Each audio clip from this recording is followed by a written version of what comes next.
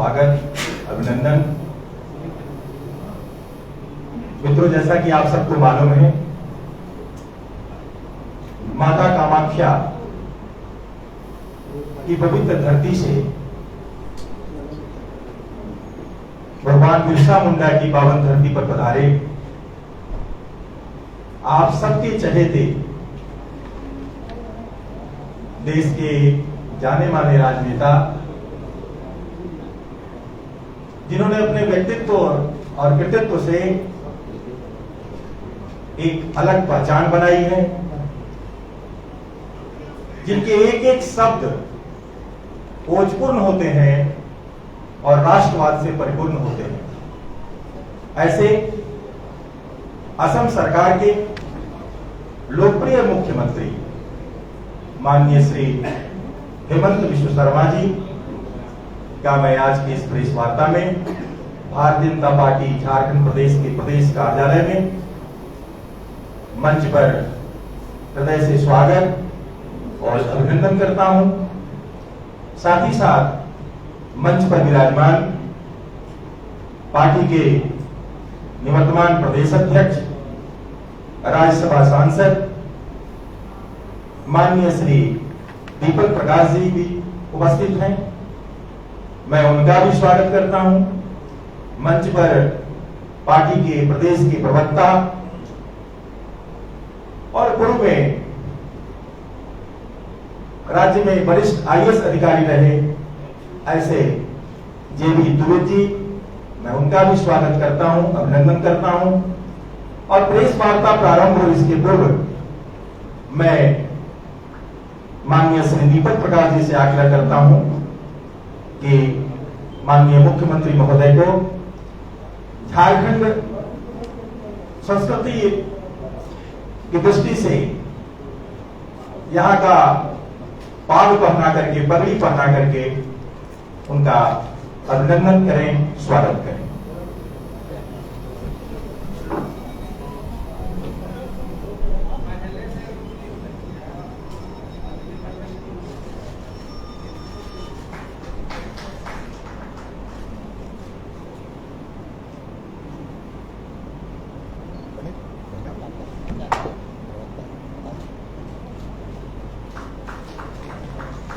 प्रभारी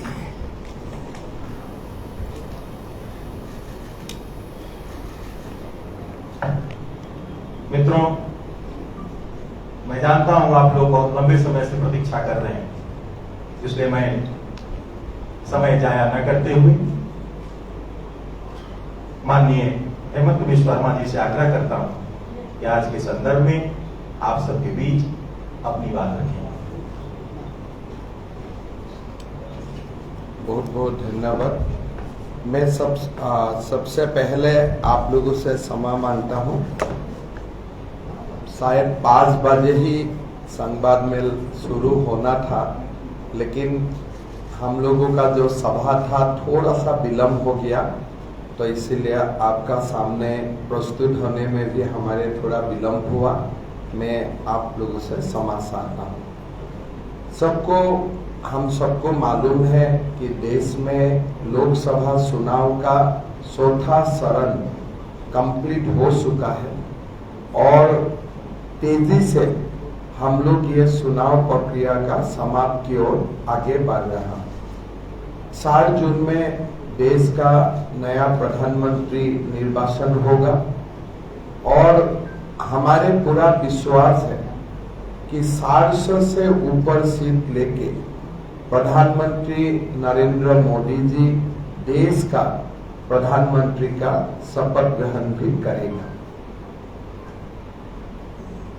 इसलिए सारों चरण का जो चुनाव में सबसे जो बड़ा डिबेट, बड़ा मुद्दा कांग्रेस पार्टी ने उठाया कि 400 पार क्यों। उन्होंने ये प्रश्न चिन्ह कभी नहीं लगाया कि मोदी जी को 300 सीट मिले हैं, नहीं मिले हैं, उनका कभी वो प्रश्न चिन्ह नहीं रहा। उनका जो मेन प्रश्न रहा कि 400 पार क्यों 400 पार। और ज्यादातर मैं जब जर्नलिस्ट से भी बात करता हूँ या कांग्रेस से भी बात करता हूँ या बाकी पॉलिटिकल जानकार लोगों से भी बात करता हूँ, सब यही पूछते हैं कि 400 पार हो जाएगा, मतलब मोदी जी का सरकार बनेगा, 272 से ऊपर होगा, 300 से ऊपर होगा, 399 तक जाएगा, इसमें किसी का प्रश्न नहीं है। अभी 399 से 401 2 सीट में ही प्रॉब्लम चल रहा है। 399 तो सब कुछ देके बैठा हुआ है कि 399 होगा ही, और 400 पार होने के लिए 399 से खाली 2 सीट चाहिए। और पूरा जो इकोसिस्टम का जो बहस चल रहा है टीवी में, मीडिया में, सोशल स्पेस में, भाई 400 पार नहीं होगा। ठीक है, 400 पार नहीं होगा तो 399 तक तो आप मानते हो ना। तो अगर आप 399 तक आप मानते हो तो बाकी तो भारत का जनता 2 सीट हमें दे ही देगा, उसमें कोई संदेह नहीं है। 400 सीट से ऊपर हमें क्यों चाहिए? मोदी जी भारतवासियों से 400 सीट से ऊपर मांगे हैं, और साथ में उन्होंने 2 बातें पूरा क्लियरली बोला है कि हमारा देश को बाय 2047 हमें एक डेवलप नेशन बनाना है, और उनका शुरुआत अभी से हमें करना है। और हर जगह से शुरुआत भी हुआ है। वर्ल्ड का 5th इकोनॉमी हम लोग बन चुका हूं। By 2029 we will be the 3rd largest economy. हमारा देश एक सभ्यता का देश है। We are not a nation state. हम लोग एक सिविलाइजेशन से जुड़ा हुआ हो। अगर आप इंग्लैंड का चुनाव होते हैं, अमेरिका का चुनाव होते हैं, आप विकास का बात ही करेगा। किस लिए? इंग्लैंड हो, अमेरिका हो, बाकी जो प्रदेश हो, बाकी जो नेशन हो, उनका जो कैरेक्टर है वो कैरेक्टर अभी बना है। लेकिन भारत का कोई भी चुनाव हमारे सिविलाइजेशनल वैल्यूज, हमारे सभ्यता और हमारे साथ जो नाइंसाफी किया गया था, ये सारे बातों का सरसा की बगैर भारत में चुनाव संभव नहीं है। भारत का चुनाव विकास में भी होता है, और विकास का साथ भारत का चुनाव अस्मिता का ऊपर भी लड़ा जाता है। कांग्रेस ने भूल चुका है, कांग्रेस पार्टी ने भूल चुका है कि हमारी ही एक भूखंड अभी भी पाकिस्तान का साथ है। कोई चुनाव में उसका सरसा नहीं करते हैं कांग्रेस पार्टी। आप लोग बहुत सारे चुनाव अभी तक कवर कर चुका है, आप लोगों का बहुत बड़ा अनुभव है। लेकिन हमारे भारत के चुनाव में कभी भी हम पाक ऑक्युपाइड कश्मीर का बारे में कभी भी चर्चा नहीं करते। क्यों नहीं चर्चा करते हो? किस लिए? जो मुगल और ब्रिटिश ने हमारा जो मानसिकता बनाया कि अगर वो अभी भूखंड हमारा साथ नहीं है, मतलब चलो नहीं है। कांग्रेस ने हमको सिखाया कि हमारा वाला कश्मीर हमारे हो जाए, उनका वाला कश्मीर उनका हो जाए।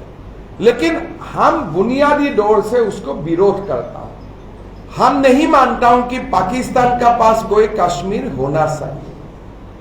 पहला बार जम्मू कश्मीर का डिलिमिटेशन हुआ सीटों का, बहुत ये मीडिया में बहुत ज्यादा चर्चा नहीं हुआ है। जब डिलिमिटेशन हुआ, मोदी जी ने सबसे पहले इसका एक बहुत बड़ा प्रोविजन रखा कि जम्मू कश्मीर विधानसभा में पाक ऑक्युपाइड कश्मीर से भी विधायक बनेगा। ऐसा नहीं है कि हमारा वाला कश्मीर से बनेगा, वो भी हमारा है। वहां का भी रिप्रेजेंटेटिव हमारा होना पड़ेगा। हमारा देश को राम मंदिर मिला, देश गर्वित हुए। देश का बहुत बड़ा एक संख्यक लोगों को लगता है कि औरंगजेब का समय में, बाबर का समय में हमारा साथ जो नाइंसाफी हुआ, आज वो नाइंसाफी बहुत दूर तक रामलाला का मंदिर ने वो नाइंसाफी को मिनिमाइज किया, लेकिन वहां समाप्त नहीं होते हैं।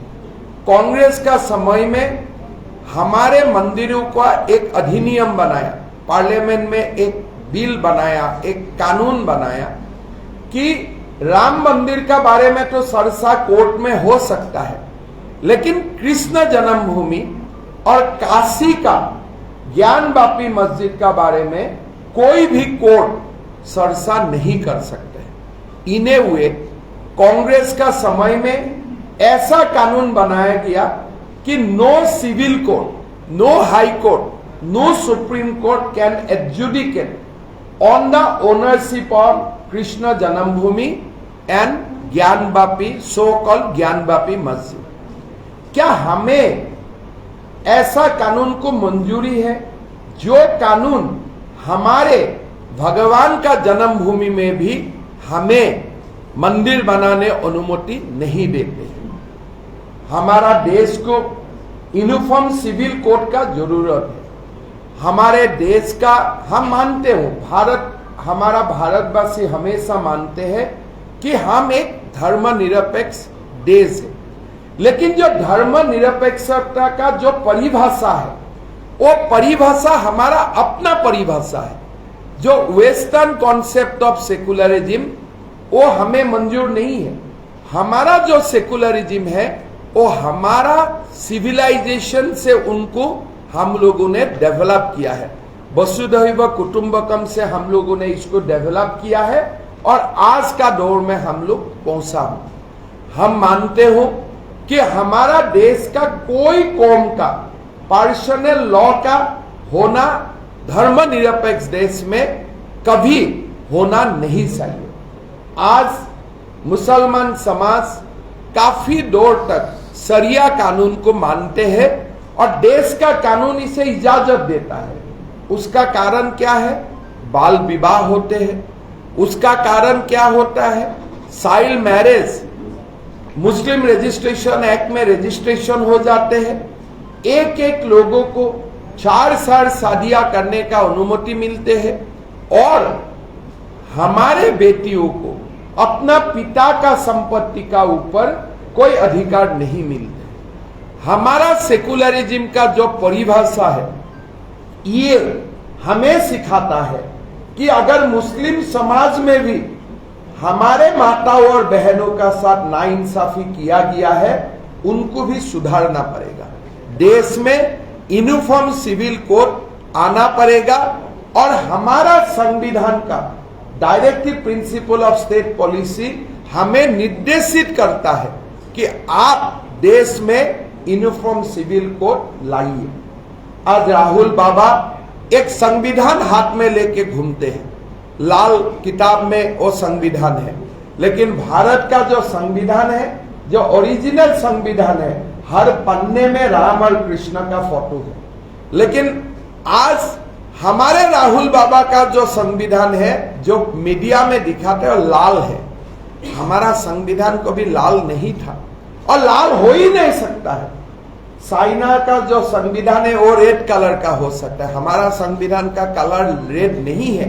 इसलिए हमें हमारा देश को कोई रिवॉल्यूशन से नहीं बनाया, हमने हमारा देश को सिविलाइजेशन से बनाया हो। हमारा देश का विकास, हमारा देश का आविर्भाव कोई रिवॉल्यूशन से नहीं हुआ है। हमारा देश का जो डेवलपमेंट हुआ है वो बुद्ध से लेकर महावीर जैन से लेकर वेद कुरान उपनिषद से आज हम यहां तक पहुंचा हूं। हम राहुल बाबा को पूछना चाहता हूं, आप जो संविधान दिखाता है वो संविधान में directive principle of state policies है कि नहीं? अगर है तो आप क्यों बोला है कि मैं पर्सनल लॉ को स्ट्रेंथन करने जाऊंगा? आपने क्यों अपना घोषणा पत्र में बोला कि Congress will strengthen personal laws? किस लिए? हमारा संविधान में लिखा हुआ है कि हमारा देश में पर्सनल लॉ हो ही नहीं सकता है, हमारा देश में शरिया का कानून हो ही नहीं सकता है, हमारा देश में यूनिफॉर्म सिविल कानून लागू होगा। यह संविधान में लिखा हुआ है। इसीलिए जब कांग्रेस बोलते हैं कि हमें 450 सीट से ऊपर चाहिए संविधान बदलने के लिए। हम उल्टा बोलता हूं, हमें संविधान को इंप्लीमेंट करने के लिए हमें 450 सीट चाहिए।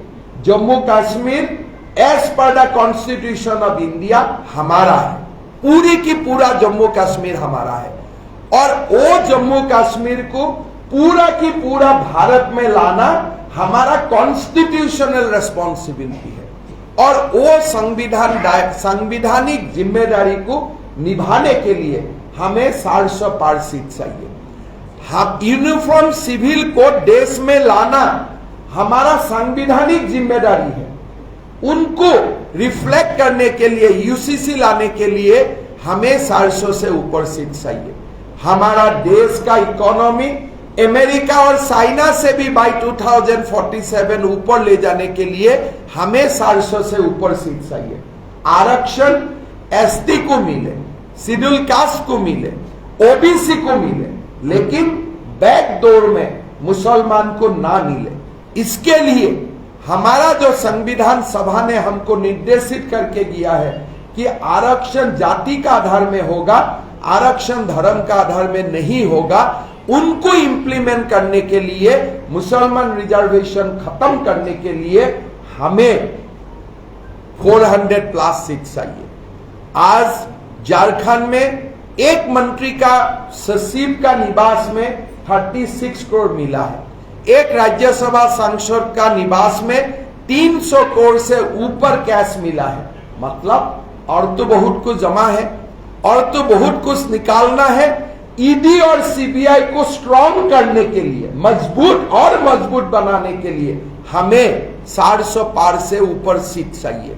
तो इसीलिए कांग्रेस का जो इंटरप्रिटेशन है देश का और जो हमारे इंटरप्रिटेशन है वो अलग अलग है, और हम कांग्रेस का इंटरप्रिटेशन अबाउट इंडिया हमारा मंजूर नहीं है। उनके लिए भारत एक आइडिया है, हमारे लिए भारत आइडिया नहीं है। हमारे लिए भारत जननी जन्मभूमि है। हमें और उनका बीच में हमारा डिफरेंस है, और वो डिफरेंस को हम जनता का सामने लाने के लिए ही हमारा ये चुनाव अभियान है।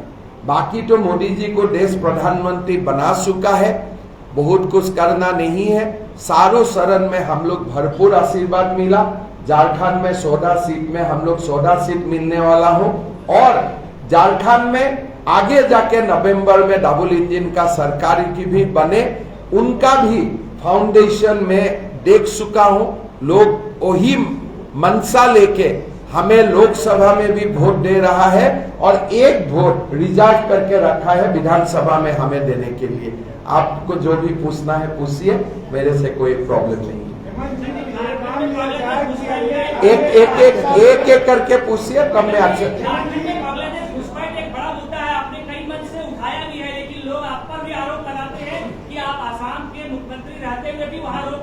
देखिए, ये मेरा दुर्भाग्य है कि मैं नहीं रुक लगा पा रहा। मैं मानता हूं हमारे जब बांग्लादेश से घुसपैठिया स्टार्ट हुआ, ये 40 साल पहले स्टार्ट हुआ। कांग्रेस उस समय स्टेट का शासन में था, उनको अंदाजा नहीं लगा कि ये 40 साल का बाद जाके क्या होगा। आज हमारा असम में घुसपैठी जो बांग्लादेश से रिलेट लोग है, द वॉल्यूम इज 1.25 करोड़। ये समस्या स्टेटमेंट से समाधान करने वाला नहीं है, ये एक बहुत बड़ा समस्या बन चुका हूं, और आसामीज लोग अपना आइडेंटिटी खो चुका हूं। इसीलिए मैं झारखंड में आके बोल रहा हूं, अब हमें जैसा गलती मत करो। हम लोग गलती कर लिया था 40 साल पहले, सीमाओं को हमने संरक्षण नहीं किया। आप रोहिंग्या को आने मत दीजिए। हम स्वीकार करता हूं झारखंड का पुण्य भूमि में, भगवान बिरसा मुंडा का पुण्य भूमि में, कि हम लोग गलती किए। बंगाल और असम ने गलती किया। हम लोगों को जो करना था वो समय हम कर नहीं पाया। वो समय हमारा पास नरेंद्र मोदी नहीं था, हम कर नहीं पाए। आज झारखंड का साथ मोदी जी है। घुसपैठ को रुकाइए, नहीं तो हाँ, आप लोग देखते देखते 20 साल में, अभी तो खाली एक जिला में ही चल रहा है, आगे जाके पूरा झारखंड में मूल निवासी हम लोग माइनॉरिटी बन जाएगा। ये असम का हकीकत है। यहाँ मुझको कोई दबाने से फायदा नहीं है, इसलिए मैं स्वीकार करता हूं हम लोग नाकामयाब रहा। आज का बात नहीं, 40 साल पहला। आज घुसपैठिया का 40 विधायक होते हैं हमारा विधानसभा में, मंत्री होते हैं, स्पीकर होते हैं, मजिस्ट्रेट होता है, डीसीज होते हैं। हम अभी रुकने वाला स्थिति में नहीं है। हम तो अभी फाइट कर रहा हूं हमारा एग्जिस्टेंस के लिए कि कैसे हम लोग जिंदा रह सकता हूं। हर दिन हम लोग लड़ता हूं। अभी हमारा वो स्थिति में हम लोग पहुंच चुका हूं। झारखंड वो स्थिति में नहीं जाना चाहिए। इसीलिए मैं एक भुक्तभोगी होने का नाते झारखंड में यही बोलना चाहता हूं, ये पॉलिटिकल इशू नहीं है, ये कांग्रेस बीजेपी जेएमएम का इशू नहीं है, ये झारखंड का भविष्य का इशू है। झारखंड पुलिस का काम है और बहुत बुरी तरफ रुकना है। घुसपैठी देखने से ही टांग तोड़ के यहां से भगा देना चाहिए। जो भी घुसपैठी देखते हैं ना, तुरंत टांग तोड़ के यहां से निकालिए। ये पॉलिटिकल डिबेट का इशू नहीं है, ये कैंसर है, आपको खा जाएगा। अभी अगर केमोथेरापी आप नहीं करेगा तो बाद में आप कर नहीं पाएगा। हम कोई बीजेपी कांग्रेस को या सेंट्रल गवर्नमेंट का जिम्मा है, कांग्रेस का जिम्मा है, स्टेट गवर्नमेंट का काम है, म्युनिसिपैलिटी का काम है, वो छोड़ दीजिए। जो भी घुसपैठी देखता है उनको टांग तोड़ दीजिए। पब्लिक देखते तो पब्लिक तोड़े, पुलिस देखते तो पुलिस तोड़ दे। जैसे तैसे झारखंड को बसाइए, नहीं तो आप लोग असम बन जाएगा। हाँ, एक मिनट, भाई साहब को सवाल कर रहे हैं।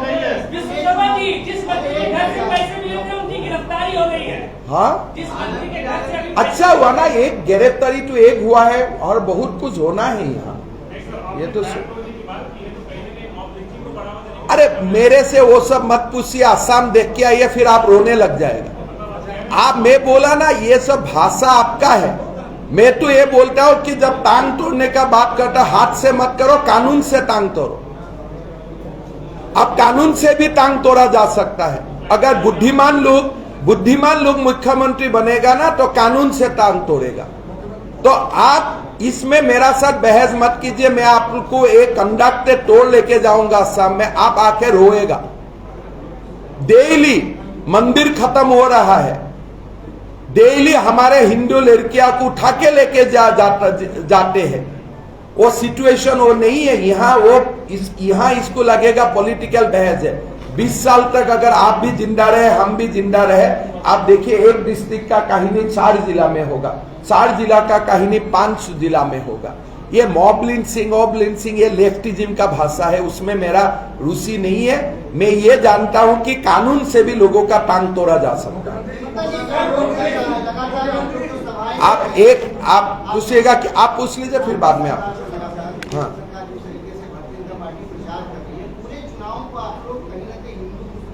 करना ही पड़ेगा ना, मना क्या है। हमारा देश का विभाजन ही हिंदू मुसलमान में हुआ है और हिंदू मुसलमान का बीच में बहुत सारा इश्यूज अभी भी सेटलमेंट नहीं हुआ है, तो उसमें मना क्या है। अब बहुत ज्यादा खतरा में है, बहुत ज्यादा खतरा में है। हमारा पास हमारा कृष्ण हमारा सबसे बड़ा भगवान है, उनका जन्मभूमि में आज शाही ईदगाह बना हुआ है। उससे आपको क्या खतरा का सही है। पूरा देश में लाभ जहाज डेली बढ़ रहा है। हिंदू आज देश में खतरा में नहीं है, बड़ी खतरा में है। अगर मोदी जी नहीं आते तो क्या हाल होते थे पता नहीं था। थोड़ा अभी हम लोग सुरक्षित है असम में, गुजरात में, आप लोगों को भी सुरक्षित होना चाहिए। हमारा प्रदेश में आलम का घर में इतना रुपया मिलना संभव ही नहीं होते थे। अभी तो हम आलम का पास इतना रुपया जाने ही नहीं देता हूं।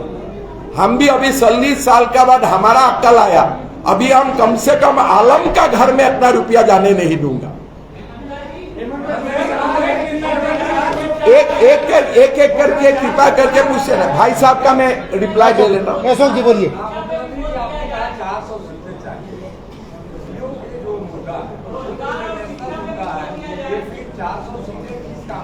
400 सीट से ही हो जाएगा।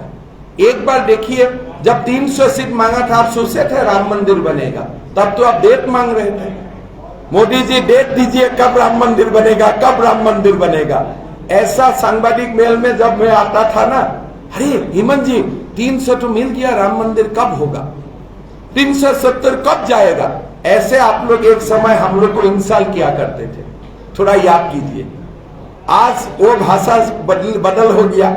अभी 400 सीट दे दिया, पाक ऑक्युपाइड कश्मीर भी मोदी जी लाके आपको दिखा देगा। कैसे लाएगा, कैसे करेगा, वो मोदी जी को छोड़ दीजिए, उसमें हमें पढ़ना नहीं है। हमारा काम है मोदी जी को ठप्पा लगाना। 400 सीट एक बार लगा दीजिए। अगर आप भारतीय हैं, आप पाक ऑक्युपाइड कश्मीर चाहिए, 20 तारीख आप मोदी जी को वोट दीजिए, बाकी काम समाप्त।